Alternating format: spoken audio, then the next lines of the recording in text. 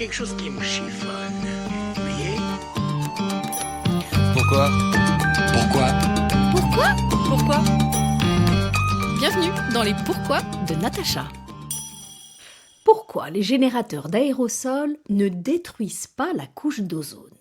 On peut aussi se poser la question autrement. Pourquoi les générateurs d'aérosols que nous utilisons au quotidien n'abîment plus la couche d'ozone? Vous savez, ces générateurs d'aérosols pour les lacs, les peintures ou encore la crème chantilly. Eh bien, la réponse tient en un mot. Progrès. Depuis la signature du protocole de Montréal en 1987, fini les CFC dans nos générateurs d'aérosols.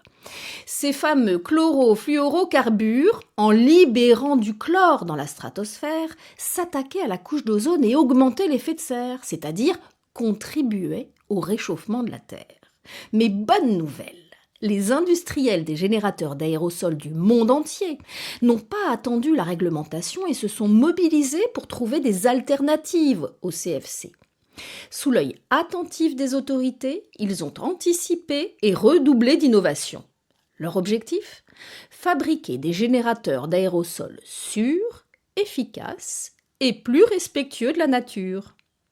Aujourd'hui, par exemple, les déodorants, les insecticides et autres produits en spray pour la maison utilisent principalement des propulseurs alternatifs à base d'hydrocarbures comme le propane et le butane.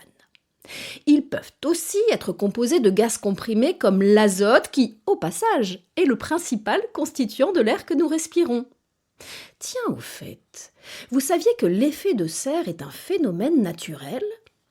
Il agit comme un rideau, une sorte de couverture qui maintient la Terre à bonne température. L'effet de serre laisse passer la lumière du soleil, mais piège une partie de sa chaleur.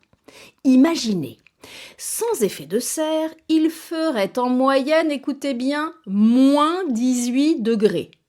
À l'inverse, si l'effet de serre est trop important, si la couverture devient trop épaisse à cause de l'émission de certains gaz, eh bien la planète prend un coup de chaud et le climat se dérègle.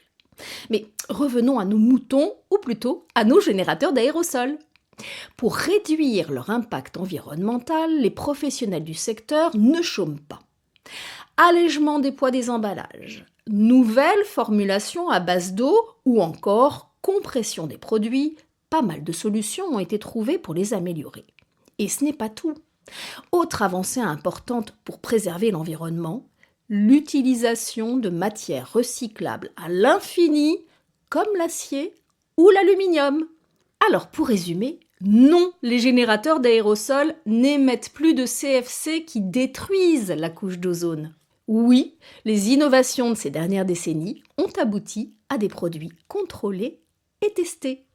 Mais attention, comme tout produit, le générateur d'aérosol s'utilise avec un minimum de bon sens. Il ne vous viendrait pas à l'idée d'assaisonner votre salade avec de l'huile de moteur ou de l'antigel. Eh bien, c'est pareil pour le générateur d'aérosol. On n'inspire pas ces gaz, on ne l'approche pas d'une source de chaleur et on ne le perce pas. Les risques sont bien réels. Mais pas d'inquiétude, on vous fait entièrement confiance pour en faire bon usage et en tirer le meilleur. D'ailleurs, ce n'est pas un hasard si les Français utilisent environ 11 générateurs d'aérosols par an et par personne, soit un total de 680 millions. Un vrai succès bien mérité, non ? Vous voulez en savoir plus sur les générateurs d'aérosols ? Avec grand plaisir. Je vous donne rendez-vous très vite pour de nouveaux Pourquoi de Natacha.